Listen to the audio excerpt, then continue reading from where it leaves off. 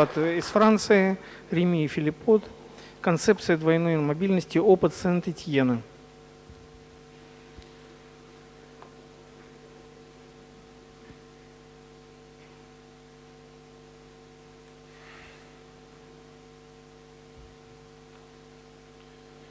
Thank you for your invitation.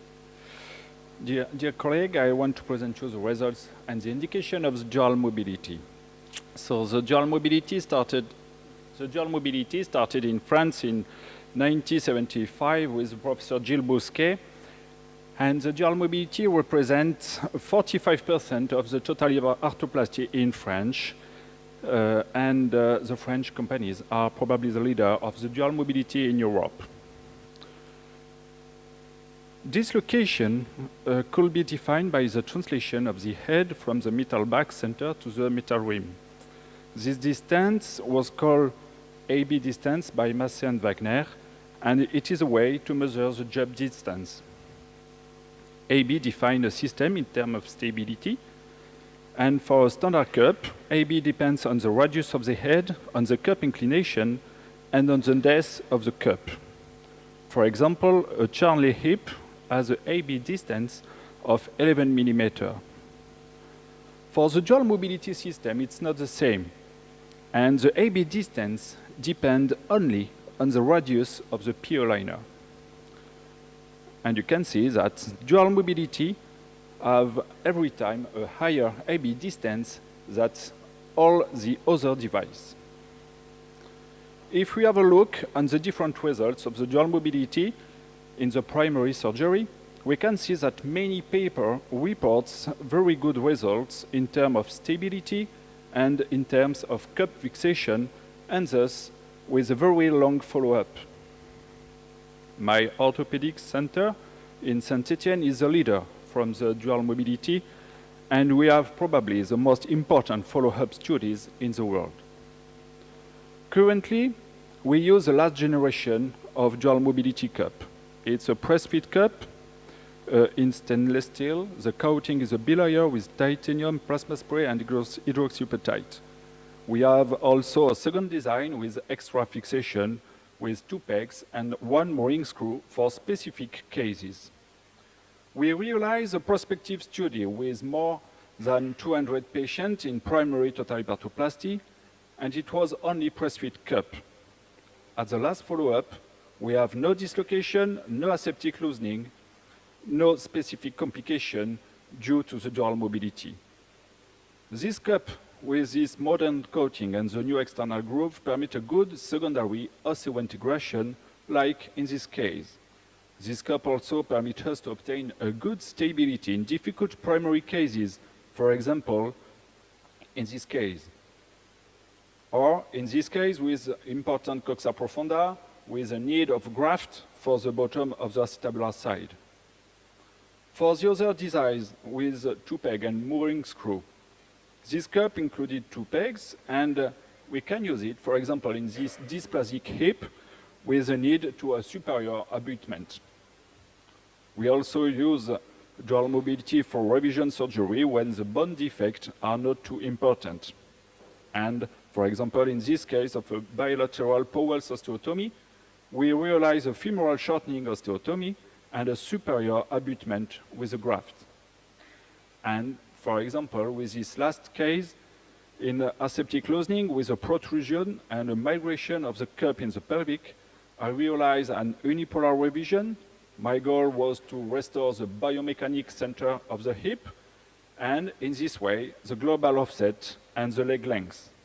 I realize a graft, and I implant a dual mobility cup in an anatomic position. In view of this good result and stability with long term, we wanted to focus on the specific results on the young people. This population has some specificity and needed. First, the level of the activities is higher than for elder people. This population needs high range of motion and want to return to their sports activity. Second, they have a high life expectancy. That means that we need a good long-term fixation. And third, due to rapid return to their specific activity, this population is at risk of high level of wear. To sum up, we need an implant with low risk of dislocation, with a good long life working, and with no higher wear rate. I previously published a series concerning only young people. This was a retrospective study with 137 patients with a mean follow-up of 22 years. The cup was not a last generation cup, but a second generation dual mobility cup.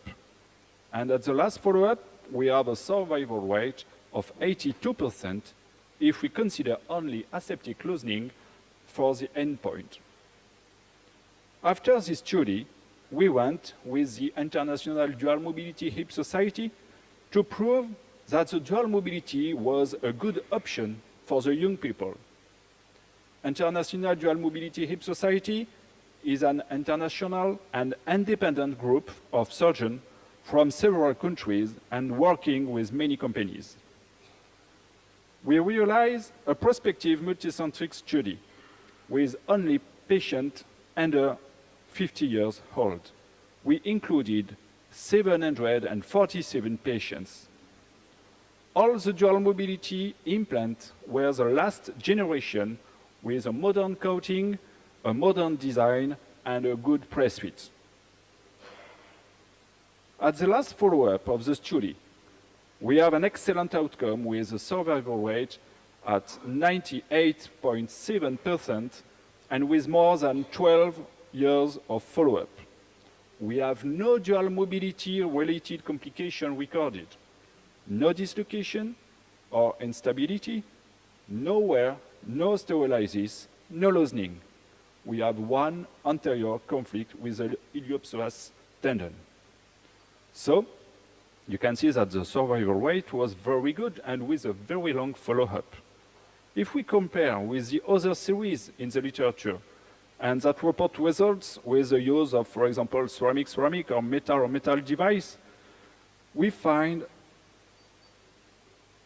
the similar rate of the survival rate. So we can see that this big series prove that the use of dual mobility device can be a good option for the specific young population. It seems to me important to discuss with you about the wear of the dual mobility system. Many people say that there are two articulations, so there is more wear. But actually, it's not true. To have a better understanding of this phenomenon of the wear, we have developed many techniques that leads to several scientific papers on the matter. We did roughness measure, 3D mapping with CMM, scanning electron microscopy, and we can measure wear volumes. Median wear measure at 45 cubic millimeter a year. Half of it is from the first mobility, and the other half divided between the second mobility and the rim wear. The literature tells us Charnley hips wear around 50 cubic millimeters. So clearly, the dual mobility system do not increase the polyethylene wear volume.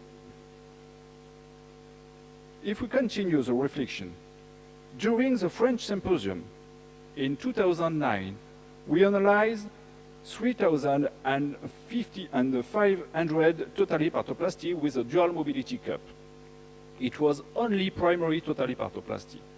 At the last follow-up, we retained only 14 cases of dislocation, included early and late cases, and 7 cases of intraprosthetic dislocation at the last follow-up. The global rate of dislocation was 0.4%, and the global rate of intraprosthetic dislocation was 0.2%. So, the conclusion of this symposium was that the intraprosthetic dislocation became a very rare event, and that the association between the modern stem and the last generation of the dual mobility cup permit us to dramatically decrease the rate of this specific issue of the DM concept.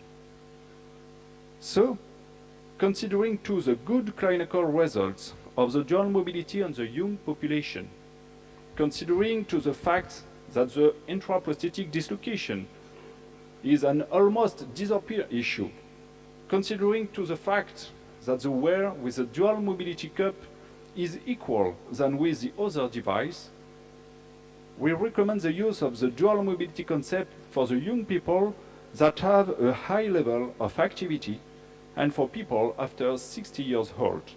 For the other population, we can discuss another device, another bearing like ceramic or metal. Thank you very much. Спасибо.